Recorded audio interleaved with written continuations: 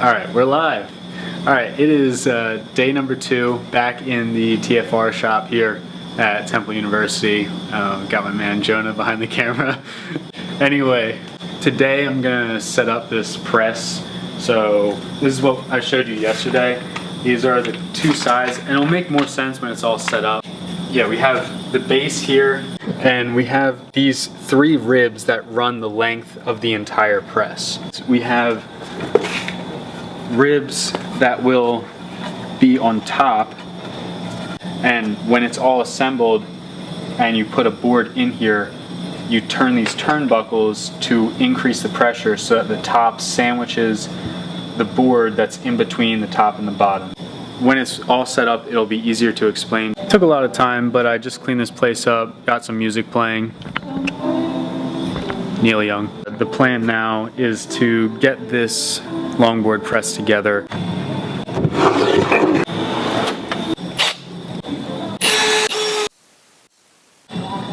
I finally got smart and set up 2 of these things, 1 and 2, so that I can drill, screw, drill, screw, drill. Now all of the bottom ribs are down. Perfect.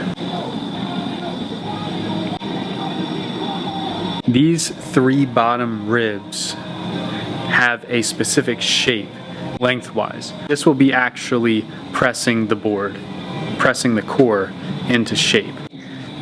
Goes down, back up, down, back up. This is a skateboard, right? It's pretty flat. It's got a tail on it, whatever.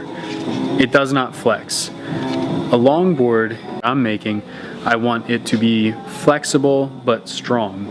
And there are a couple different things that aid in a longboard being flexible but also being strong. There is the material that you use, the wood and the carbon fiber, and then also the shape. There are going to be 2 different kinds of curves. What I call concave, which is over the length of the board. So from this end to this end, there's going to be, as you can see right here, a concave shape. And then there's the other shape that's very important, and it is what I call convex. It is across the width of the board.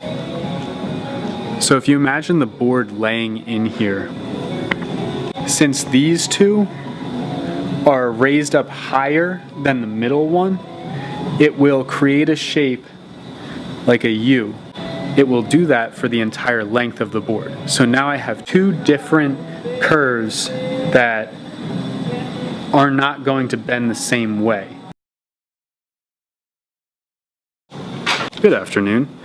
Alright, this is day 3, I guess May 23rd, here with Schmidt. Hi Schmidt. What's up, guys? He is being very ambitious, already getting to work. He's smart and I'm not. That's exactly what I needed to do. And that's not what I did. We're gonna be finishing this press up today. I'm going to be explaining what exactly it does and how it fits in the process. Let's get it. Yeah. Cool, man. See ya. See you later, Schmidt. See you, man. Thank you for all the help. Yep, no problem. Alright, so we got these side pieces up. Right now I'm going to be screwing these cross member pieces into the ribs here so that we can just easily divide this press into top half and bottom half.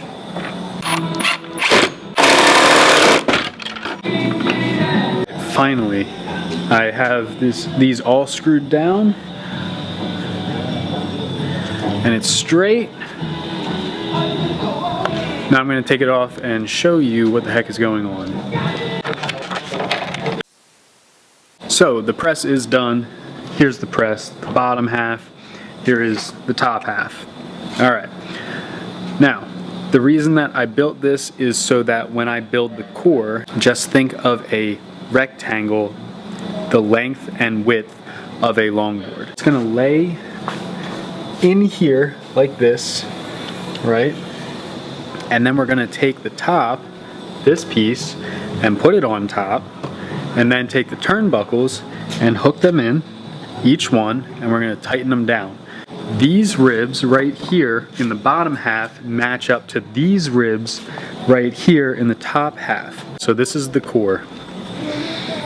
In yesterday's video, I was talking about these stringers. These are the stringers, and they make up the core. This whole thing is going to go into the press.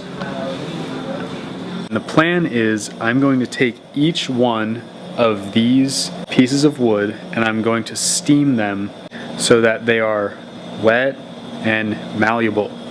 I'm going to put them side by side. They're not going to be glued. They're going to be side by side, laying in this press. And then we're going to put the top on and press the whole thing down. They need to be, while in this press, edge to edge, just like that.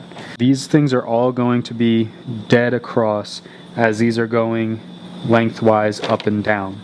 And as the press presses them, these scants will create that convex shape that you see across the longboard. So I've run into a small problem. Problem number one is I only have enough of these scans for one side. I don't have enough for both top half of the press and bottom half of the press. So that's a problem. Second problem is I just realized that I'm going to have to steam these scants in order for them to take the shape of the press. And I don't have my steamer set up. I was hoping to finish the press today. It seems like that's not going to happen. But stay tuned because I am going to get this finished.